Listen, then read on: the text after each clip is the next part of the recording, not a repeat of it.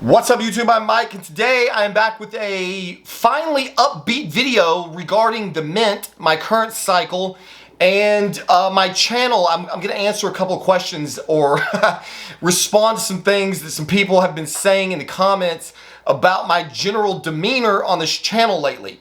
So first of all, as you know, I have been doing an experiment with MENT, but also basically every injectable steroid on earth. I have to tell you that I do not recommend you doing anything that I'm doing. This is not an attempt to glorify steroids. I am just sharing with you my personal experience for your educational purposes only. YouTube has felt in the past that my videos were not making the point that this is for education purposes only. Do not do anything I'm doing. I am an idiot. I have no idea what I'm talking about. I'm just telling you how much I'm destroying my own body, apparently. So if you've been following the recent videos, you know that I have been through hell and high water trying to figure out how to run MENT effectively. I have had high estrogen, low prolactin. I've been having anxiety. I've been having paranoia. I've been having libido that was on the mend and then started going in the toilet again. I've been all over the place. I have talked rather candidly multiple times about the fact that I'm not feeling good in the evenings on MENT. During the day, I feel it very acutely. Within the first hour or two after I pin the compound, I feel very amped up and very geared up to go to the gym, do something physical. And that sometimes when I'm sitting around the house not doing anything physical, like for example playing Elden Ring, which I've been playing recently again, it can be a lot to manage and it can cause some anxiety. This has gotten so bad over the past few days that I was telling my wife last night that I was getting ready to quit. That I was getting ready to pull the plug on this experiment. And then I started doing some research, which is typically what I do every time I get ready to admit defeat. I basically go back into the lab again and try to ascertain what is really causing the problem. What am I really feeling? And then let's figure out why I'm feeling this way. And so what I have been feeling, the best way that I can describe it, and I've described this in several previous videos, is that I'm pinning MENT at around 11 or 12 in the morning. And usually by 8 o'clock to midnight at night, I do not feel good. I have been feeling a lot of anxiety, kind of strung out feeling. Basically, I have said in numerous previous videos that I feel like I'm coming down.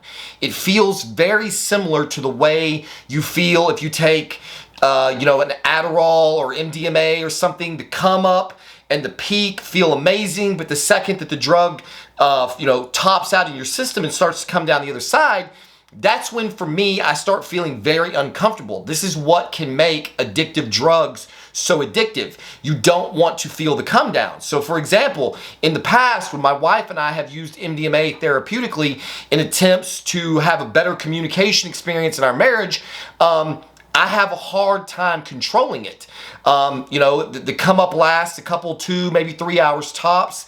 And the second I feel that the drug is no longer peaking in my system and is starting to come back down, I start feeling a whole host of negative side effects and I immediately want to take another one. She does not suffer from this. She does not have the craving, addictive personality that I do. And it's one of the only reasons I am able to, or have been in the past, able to have experiences like that, because otherwise I will go completely out of control. And so basically what I have been feeling every single night, about 8 to 12 hours after my injection, is something very akin to a come down experience. So I started doing a little research and found out that MENT seems to have a different half-life than other drugs potentially. And that's one of the reasons that I'm making this video. I have never run an acetate ester in my life.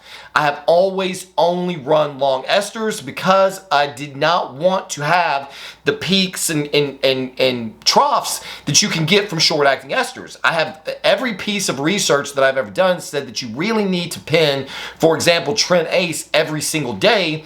Otherwise, you get these huge peaks in serum concentration, and that's when all of the side effects tend to occur, which is one of the things that I find so so ironic about this bodybuilding community of today is you've got all these people saying, dude, you should pin your test E every single day so that you have the smoothest curve possible so that you won't have to use so much Arimidex. Then this same person's going to go out and pin Tren Ace once a day.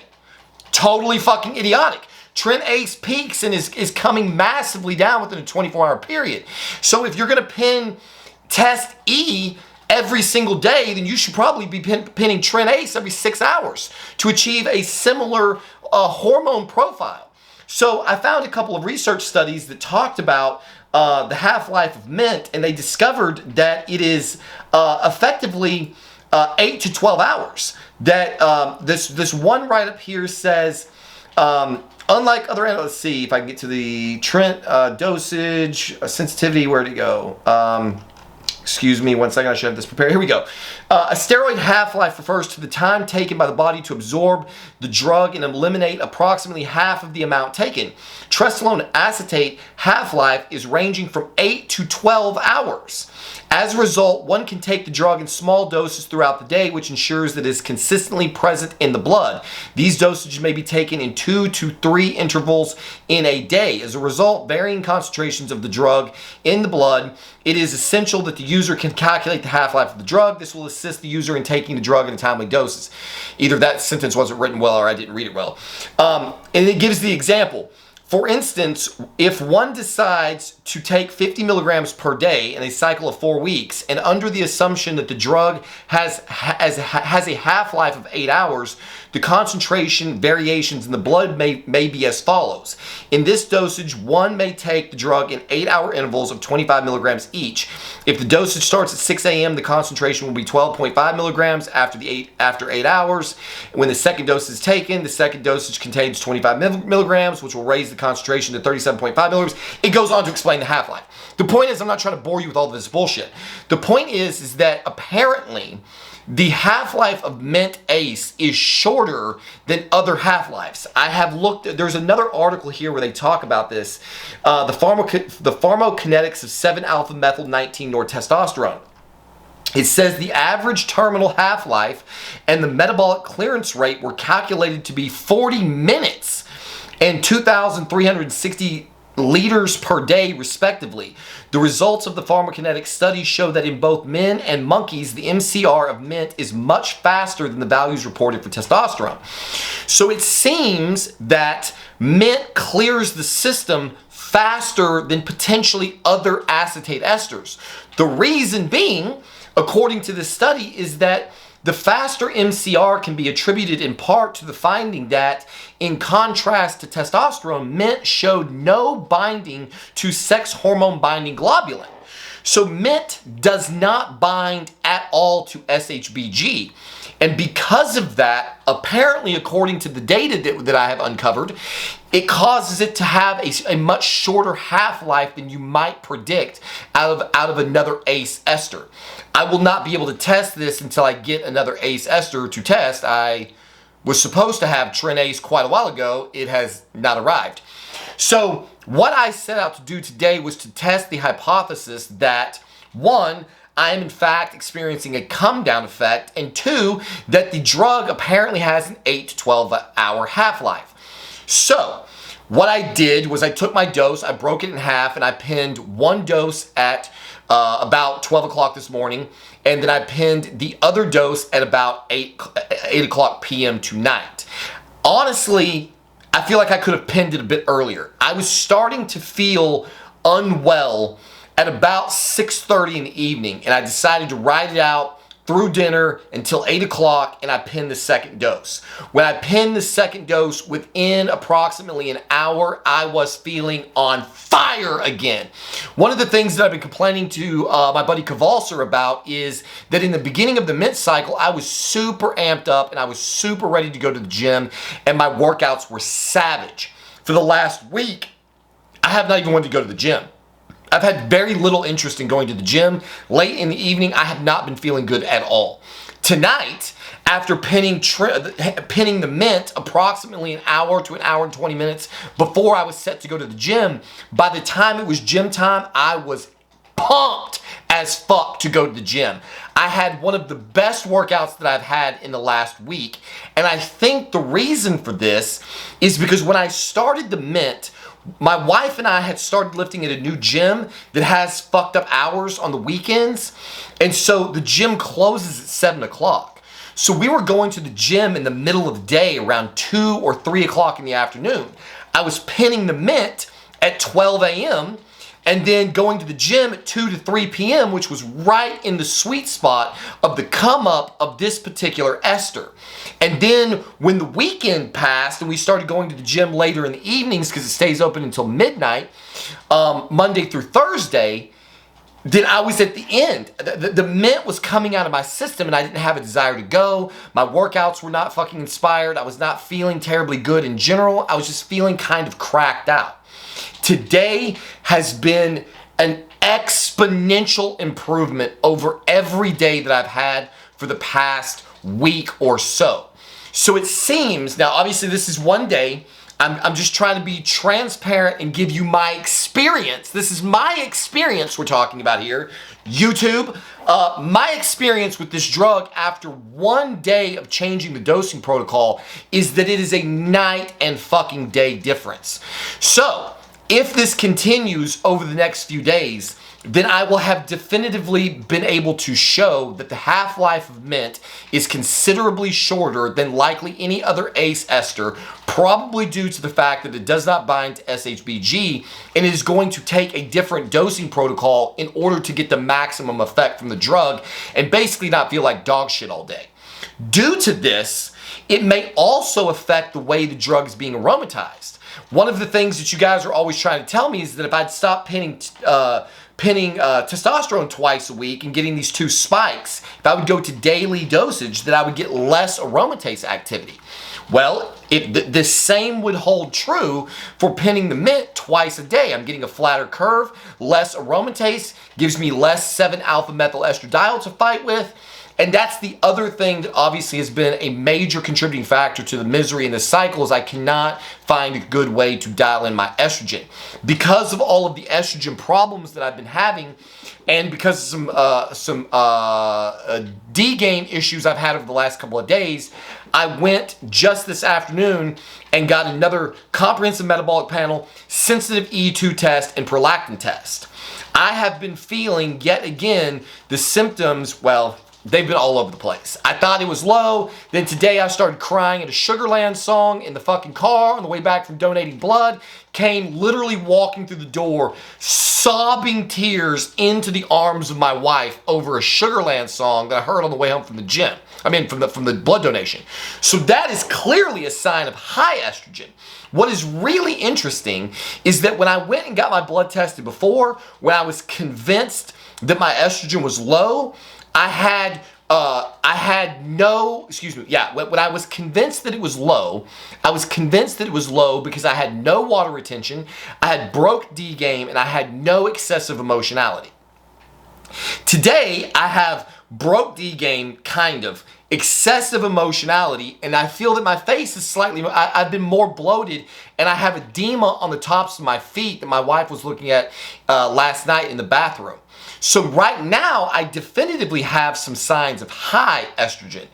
It will be more than a little bit fucked up if my test comes back opposite again and I actually have low estrogen. I'm not expecting that to be the case. What I think is possible is that I may still have high estrogen and just knocked my prolactin a little low, fucking around with Caber again because it probably had not come all the way back up. So I think, again, this is just going to be a game of dialing in the estrogen and the prolactin to get to a sweet spot that will allow my D to function at tip-top condition. But I'm very happy to report that I feel exponentially better today after having pinned 2 doses. All of the negative psychological effects that I was experiencing that were absolutely consistent with come down effect have been gone the entire evening. I had a savage fucking workout. I am probably going to be paying for it tomorrow, but psychologically I am feeling considerably better. The other thing that I'm excited about is I had a dose at 8 p.m. So normally when I dose 1 time a day, When I wake up in the morning, I'm in a foul mood. Ever since I started the Mint, I wake up in a foul mood every single morning, and it's very consistent with come down. It's a feeling that is very consistent with craving something that is missing from your body, kind of a drug addict type of craving. I pen the Mint. Within a couple of hours, all of those feelings subside. Now the intensity comes on, so I'm kind of cranky in a different way, but they are definitively different types of cranky. So now, when I wake up in the morning, it will have been slightly more than 12 hours since I had my previous dose, and so I'm hoping that I will wake up and everything will be smoother throughout the day. If I wake up in a better mood and I have less of a low spot that turns into this massive peak and then crash again, if we level this drug out throughout the day, hopefully that will resolve most, if not all, of the side effects. I cannot know how many of these side effects have been due to the psychological load of the massive peak and trough in the active compound in my bloodstream. So I think that this could be game changing for anyone who is trying to run Mint, because I have never seen a video in all of the research I've done on Mint. I have never seen anyone else recommending to use it twice a day. If you are currently taking Mint acetate, I can't recommend anything, but I can tell you that today has been very, very good. So at a minimum, I would recommend that you continue watching the follow-up videos to see how I continue to handle the twice-a-day dosing. The final thing that I want to say in this video is that a number of people have said they feel like I have lost my edge, basically. You guys are not seeing the typical trend rant videos, the raging and all of the intense sort of uplifted demeanor. There's two reasons for that. One of the reasons is probably because I've been feeling like shit every night. Every night when I usually make my trend rant, rage videos, I have been feeling like I was cracked out and just like, you know, bugged out, and I've been feeling miserable every night. It is not a confidence-inspiring feeling, and it does not make me want to get on camera. I don't have this level of energy that you're experiencing right now. This level of energy is what it takes to pull off one of those very, very motivated trend rants. The other reason, aside from all of the compounds that you've not been seeing the trend roll, there's two reasons. There's actually three total. So one is I've been feeling like shit every night. Two, my job search may be over. I have been looking for a job for several months now and running into a tremendous amount of hate that I suspected was coming from my social media. I seem to have found a company who doesn't care about my social media and or has not found it. One of the two, I can't know for sure. I actually talked to one of the hiring managers in the past and said, is it my social media that is hanging us up here? And she was like, no, it is not. So I think we might be in the clear. But because I've had so many problems in the past, I don't want to risk it. Because of that, you have seen a little bit different style of content in general, because I'm trying not to blow an otherwise good opportunity for myself and my family. The third thing is that I have been going through no end of nightmares getting my videos out to you guys. Like I said earlier in the video, a couple of my videos have been demonetized because the YouTube gods felt like I was not discussing steroid pharmacology in an educational manner, which I read to be that they felt like I was glorifying the use of these compounds, and or one of the videos they deemed was one of my trend rant videos. So I don't know at this point, because of the way the censorship is playing out, how many of those types of videos I can even get out to you guys free of charge. It may very well be that kind of content can only be seen behind the paywall of the members program, which apparently I can put anything on, suspiciously, and or on OF, which is where all of the content is going. So that's not, I have no control of that. I am more than happy to shoot the foaming at the mouth trend rage/rant videos, but if I can't get them in front of an audience, then it doesn't make any sense. If you guys would all like to support the channel and pony up for $5 a month to join the membership program, the members program, then I would be more than happy to provide you all the trend rant videos that your little hearts can possibly consume. But I'm not going to sit here and make content that could be detrimental to my family and doesn't get monetized on YouTube. That absolutely makes no fucking sense. So I would love to live in a different world than we do, but we don't. And if you notice some of the other big names in the bodybuilding industry, I was watching another Greg Doucette video. He is just becoming more and more docile by the day. It is amazing the degree to which he has sold completely out for $1. I have really enjoyed the critiques that he's been doing, unlike some of his audience. I have actually enjoyed the videos that he's been shooting about Mike Latent Israel and how he needs to quit bodybuilding because he has fucking horrific genetics and he is probably going to kill himself in the process. I could not agree more with Greg's take on it, but the reason I don't watch Greg is because all he does is hawk his fucking cookbook, and he, like I said, he's always just been disingenuous. It's always been, his entire program is how can I make the maximum amount of money by appealing to the maximum amount of people. Everybody's a circle. He doesn't take any stances on the hard fucking subjects. He doesn't cuss. Now he's taken to saying that no one should abuse or use steroids. Steroids are dangerous. This is what's happening in our world.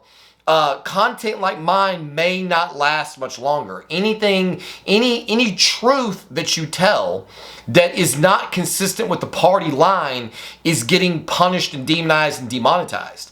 The reality is that steroids are not detrimental to your health when you run them with even half of a fucking brain. I would argue that I do not run them with half of a brain, and they still have not been detrimental to my health. I will never, ever, ever sell out in that way. I will take this channel down fucking completely and stop wasting my time trying to educate all of you people on the internet about the truth of these hormones before I will sell the fuck out just to have the maximum number of viewers or views or monetization. It's just not worth it to me. I got into this game because I wanted to tell the fucking raw, unbridled truth, and if this is something that our societies just can't cope with, then I won't do it, or I won't do it on YouTube. That's just the facts. I'm not gonna the last thing I'm gonna do is fucking sell out. If I sell out and stop making this content, it will only be because I cannot get a job doing it and not enough people will pay to keep me producing it. My son said one day, dude, you have like 9,000 subscribers. If every one of your subscribers would just pay $1 a month, you wouldn't have to go back to work and you could make all the crazy content you want.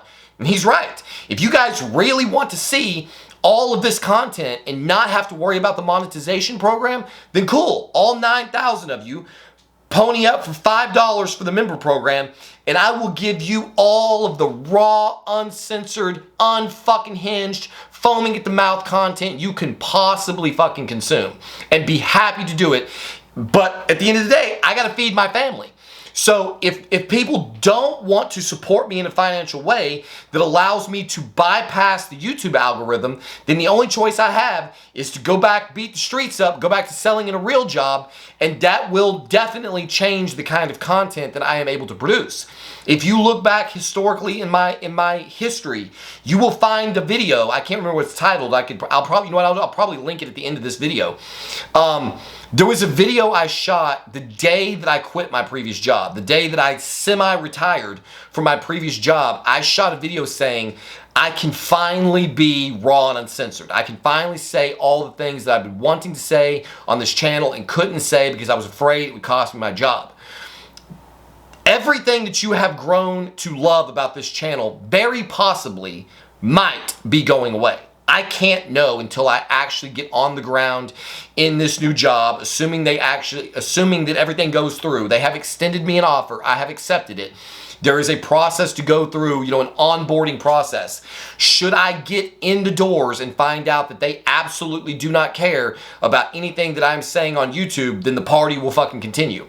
If that's not the case, then I have to do what is in the best interest of my family, in the absence of all of you ponying up, whatever it takes to keep the fucking the party rolling. So that is the reason that you have not been seeing the content that you have, some of the content that you have come to enjoy. I will probably, no matter what, continue producing it on OF, because no employer or anyone else should be able to find it unless they're digging around something they shouldn't be digging around in, period.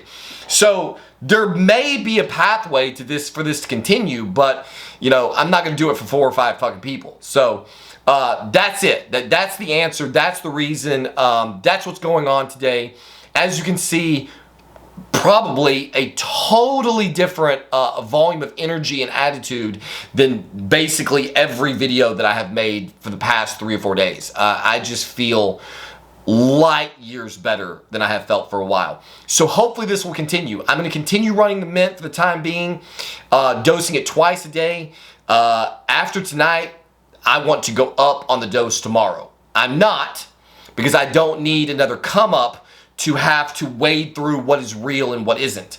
So to truly vet this experience, I'm going to stay at 15 milligrams per day of Mint and inject 7.5 twice a day, and see if this solves all of the nastiness that I've been experiencing. If that is the case, if things continue to go well over the next 3-4 days, it won't take long to prove, then I very well may go up on the dose, because right now I am feeling life in a major fucking way. So there you have it. That's the answer for everything that's been going on. That's the reason. That's what I have come to as far as how to try to keep this compound in the game. I was very close to pulling the plug on it. I still might. We'll see what happens when the blood work comes back. Usually the prolactin and the metabolic panel come back the quickest. I might have that information tomorrow. The second the E2 panel comes back, I will make another video detailing that, and then we can figure out what is what. Because the last E2 panel I got, where I had estrogen that was twice the top end of the reference range, I had only had 1 dose of 8X in the 9 preceding days. So it is possible that my estrogen is either crashed or close to crashed after going back on 3.5 milligrams per week. We will see. So as soon as that data comes out, you guys will be, well, you won't be the first, but you'll be the second to know. So there you have it. As always, thank you for watching, and we'll see you on the next one.